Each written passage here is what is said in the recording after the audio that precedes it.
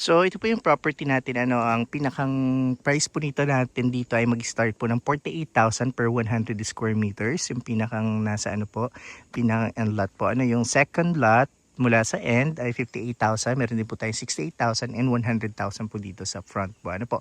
Pwede pong installment, pwedeng cash. Ayan po, Itong front, po ito, for spot cash lang po siya, 100,000 per 100 square meters spot cash. Yung second po, second lot, ayan, pwede na po siya sa installment po. So ang price natin ay 48, 68, 58, and 100,000.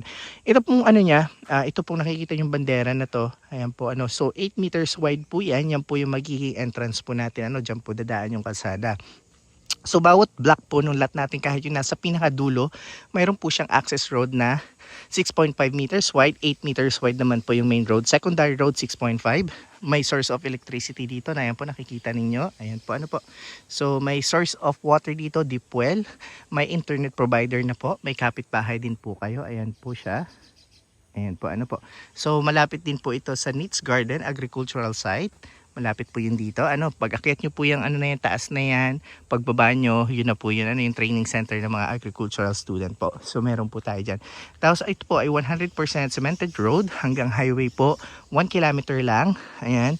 And downtown po nito ay 3 kilometers lang po mula dito sa property. Doon sa downtown, nandun na po yung mga college, school, nandun na rin po.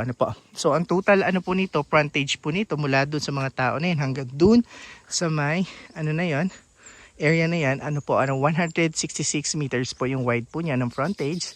Then yung total natin, lot area natin ay 3 hectares po So ayun po, sa mga gusto po mag-inquire, message po kayo sa ating pong Facebook account. Ayun po, para masend ko po sa inyo, message po kayo sa messenger ko para masend ko po yung full details.